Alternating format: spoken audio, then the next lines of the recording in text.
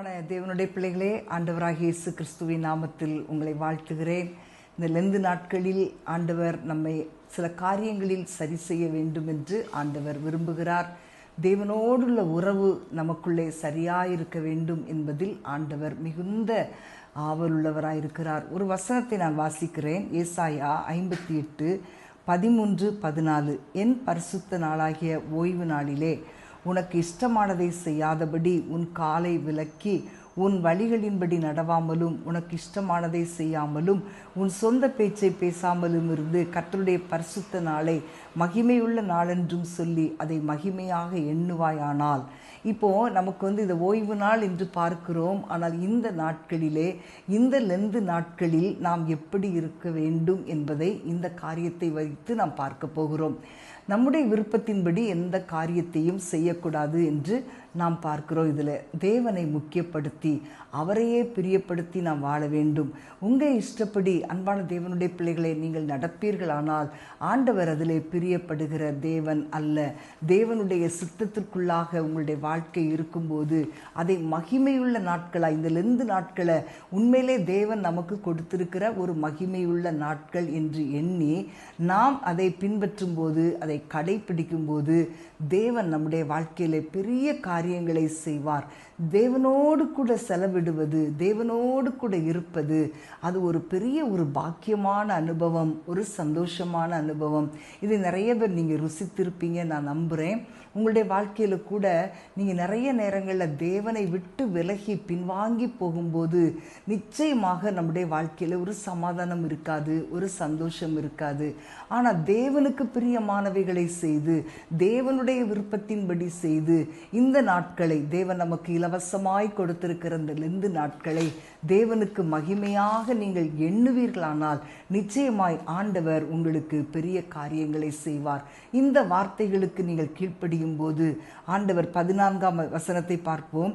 அப்பொழுது கர்த்தரில் மனமகிழ்ச்சியாயிருப்பாய், பூமியின் உயர்ந்த இடங்களில் உன்னை ஏறியிருக்கும்படி பண்ணி உன் தகப்பனாகிய யாக்கோபுடைய சுதந்திரத்தால் உன்னை போஷிப்பேன் என்று சொல்லி ஆண்டவர் சொல்லுகிறார்.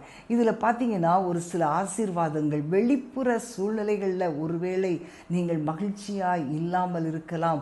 உங்களுடைய உள்ளான இருதயத்திலே ஒரு சந்தோஷம் இருக்கிறதா? எந்த சந்தோஷம் எப்போ வரும்? தேவனோடுள்ள உறவு சரியாக இருக்கும்போது தான் அந்த சந்தோஷம் உங்களுக்குள்ளே நிலைத்திருக்கும். ரெண்டாவது பாருங்களேன், உயர்ந்த இடங்களில் ஆண்டவர் உங்களை ஏறி இருக்கும்படி பண்ணுவாராம். இந்த லெந்து நாட்கள் நம்மை உயர்த்துகிற நாட்கள். நம் உண்மையாய் தேவனை தேடும்போது, உண்மையாய் தேவனை நேசித்து அவரை தேடும்போது நிச்சயமாக எப்படி தாவீதை ஆண்டவர் உயர்ந்த ஸ்தானத்தில், ஆட்டு மந்தையில் கிடந்த தாவீதை உயர்ந்த ஸ்தானத்தில் ஆண்டவர் நிறுத்தி வைத்தாரோ, அதே போல பிரியமானவர்களே, இன்றைக்கு ஒருவேளை நீங்கள் ஒரு தாழ்ந்த நிலைமையில் இருக்கலாம். ஆனால் உங்களுடைய வாழ்க்கை தேவனை பிரியப்படுத்தும் போது, உங்கள் உறவு தேவனோடு உள்ள உறவிலே சரியாக இருக்கும்போது நிச்சயமாய் ஆண்டவர் உங்களை உயர்த்துவார். நீங்கள் நினைத்து பார்த்திராத அளவுக்கு தேவன் உங்கள் வாழ்க்கையை உயர்த்துவார். அடுத்து பாருங்க, யாக்கோபின் சுதந்திரம். யாக்கோபுக்கு எவ்வளோ பெரிய ஆசீர்வாதங்களை ஆண்டவர் கொடுத்தார். யாக்கோபுக்கு ஒரு பாதுகாப்பை கொடுத்தார். ஆண்டவர் வழி நடத்தினார்.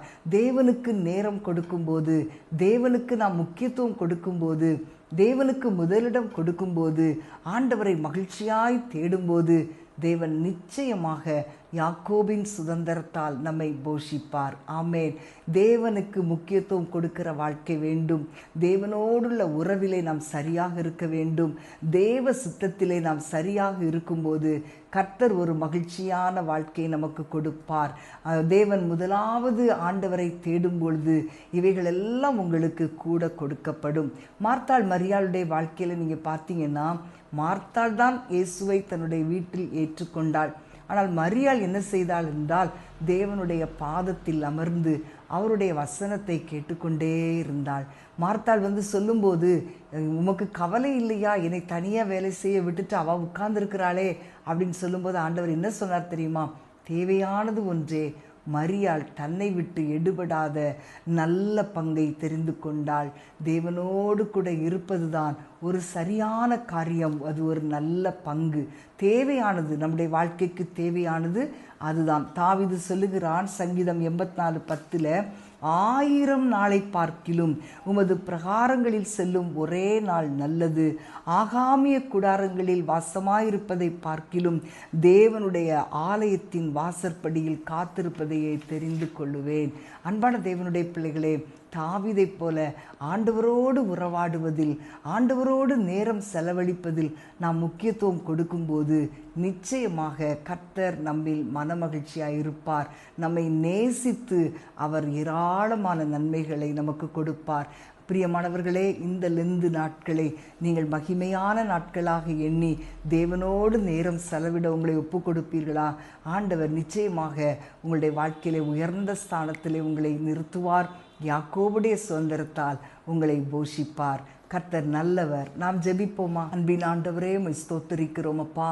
இந்த லெந்து நாட்களிலே ஆண்டவரே, உம்முடைய பிள்ளைகள் தங்களுடைய இருதயத்தை ஆராய்ந்து ஆண்டவரை உமக்கு முதலிடம் கொடுக்கும்படி தங்களை ஒப்பு கொடுக்கிற இந்த வேளையிலே ஆண்டவரை, நீர் உம்முடைய பிள்ளைகளுக்கு கொடுக்கிற நிச்சயமான ஆசீர்வாதங்கள் அவைகள் அப்படியே உம்முடைய பிள்ளைகளுடைய வாழ்க்கையிலே வந்து இறங்குவதாக. உமக்குள் மனமகிழ்ச்சியாக இருக்கட்டும் அப்பா. நீர் உம்முடைய பிள்ளைகளை உயர்த்துவீராக. யாக்கோபின் சுதந்திரத்தால் உம்முடைய பிள்ளைகளை நீர் போஷிப்பீராக. இந்த லெந்து நாட்களிலே இந்த மேன்மையான ஆசீர்வாதங்களை உம்முடைய பிள்ளைகள் பெற்றுக்கொள்ளட்டும்.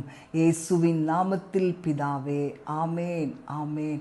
அன்பான தேவனுடைய பிள்ளைகளே, இந்த வார்த்தைகளுக்கு நீங்கள் கீழ்ப்படியும் போது, தேவனுக்கு முக்கியத்துவம் கொடுத்து உங்களுடைய வாழ்க்கையை நடத்தும் போது, உங்களுக்கு ஆண்டவர் கொடுக்கிற ஆசீர்வாதத்தை யாருமே தடுக்க முடியாது. நிச்சயமாக உங்களுடைய வாழ்க்கையில நிறைவேறும். God bless you.